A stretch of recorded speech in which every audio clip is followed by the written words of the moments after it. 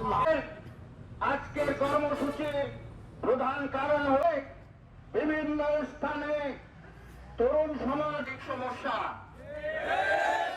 এবং এই সমস্যায় বরাবরের মতো পালন করে থাকেন, তারই ধারাবাহিকতায় এবং এই দুশ্চিন্তা বরাবরই এই বিষয়টা নিয়ে চিন্তিত।